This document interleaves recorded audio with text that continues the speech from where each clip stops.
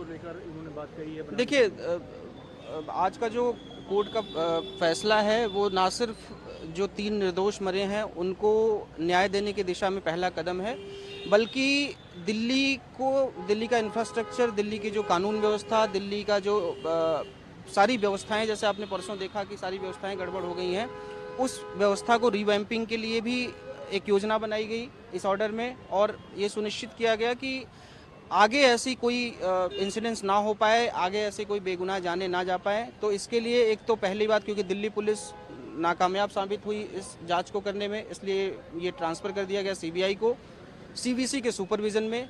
दूसरा, एक committee form की गई है जिसमें चीफ सेक्रेटरी, एमसीडी कमिश्नर और डीडीए चेयरमैन ये लोग होंगे, जो कि दिल्ली के रीवैम्पिंग के लिए एक प्लान तैयार करेंगे, कोर्ट में सबमिट करेंगे आफ्टर विद इन 8 वीक्स, और ये लोग बताएंगे कि कैसे दिल्ली में रीवैम्पिंग की जाए। और तीसरी जो सबसे बड़ी बात ऑनरेबल कोर्ट ने कही कि आप जो फ्री बीच कल्चर दिल्ली में लेके आए हैं, जिसकी वजह से आदमी काम बाहर करता है, रहता दिल्ली में है, कि पानी का बिल नहीं देना पड़े, बिजली का बिल देना पड़े, इसके लिए आपके पास जब कोई काम आता है तो आप कहते हैं हमारे पास फंड नहीं है। तो इन सारी चीज़ों को एड्रेस आपको करना पड़ेगा, जिससे कि ये सारी समस्याएं ना आएँ।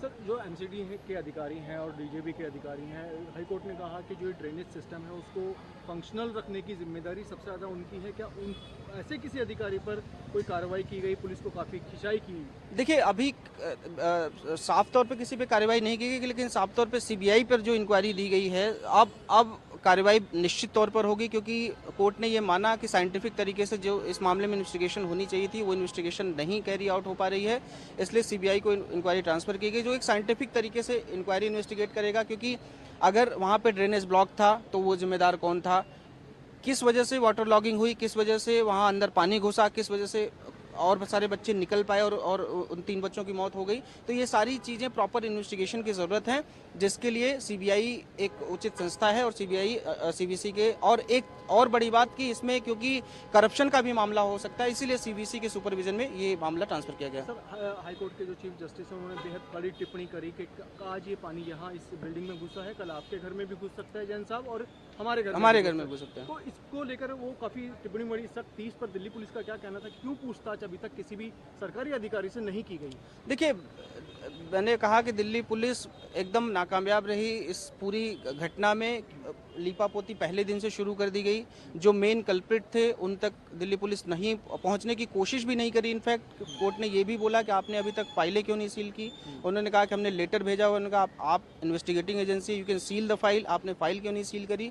तो इस सारी जो खामियां दिल्ली पुलिस की निगरानी में, दिल्ली पुलिस की जो इन्वेस्टिगेशन में रही, उसी सब से ये मैटर जो है ट्रांसफ़र कर दिया गया ऑनरेबल। किसकी अगुवाई में कमेटी बनाई गई है? कौन हेड करेंगे?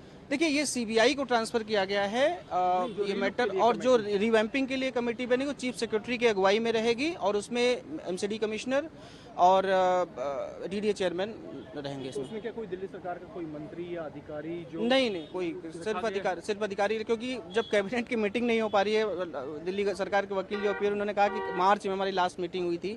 बताइए, दिल्ली जैसी जगह में जहाँ सारे जितने भी वीआईपीज रहते हैं, सारे रिवैम्पिंग की ज़रूरत है, वहाँ अगर आपकी कैबिनेट की मीटिंग मार्च में हुई थी 5 महीने, 3 महीने, 4 महीने पहले, तो वहाँ पे दिल्ली गवर्नमेंट के, और सबसे बड़ी बात, हालांकि कोर्ट में ये बात नहीं है, लेकिन एमसीडी के काउंसलर, जो लोकल काउंसलर, ऐसा खबरों से आया कि वो गायब हैं, तो फिर उनको इंक्लूड करने का कोई मतलब नहीं था। सर, तो 1 जुलाई को इंस्पेक्शन हुआ था, उसके बारे में भी जिक्र आया था कि दिल्ली फायर सर्विस के एक डिप्टी डायरेक्टर ने एक जो एनओसी दिया है उसमें ये लिखा है कि हमने इंस्पेक्ट किया, हमारे 2 लोगों का नाम लिखा है कि हमने इंस्पेक्ट किया 1 जुलाई को, और 9 जुलाई को उन्होंने एनओसी इशू किया है। तो उसकी भी बात की गई कि अगर आपने एनओसी इशू किया और आप उसमें ये लिख रहे हैं कि जो लाइब्रेरी नहीं थी, उसमें बेसमेंट में सिर्फ स्टोरेज था और पार्किंग था, तो ये लाइब्रेरी कहाँ से आ गई इतने 10 दिनों में। तो कुल मिला के कह सकते हैं कि हाईकोर्ट ने पूरे सरकारी तंत्र पर ही सवाल उठा दिया है। बिल्कुल, सरकारी तंत्र जो दिल्ली का लोकल सरकारी तंत्र है, जो एमसीडी का तंत्र है, जो दिल्ली पुलिस है, इनके रवैये पे और इनके जिस तरीके से इन्वेस्टिगेशन किया गया, उस रवैये पे सवाल उठाया गया।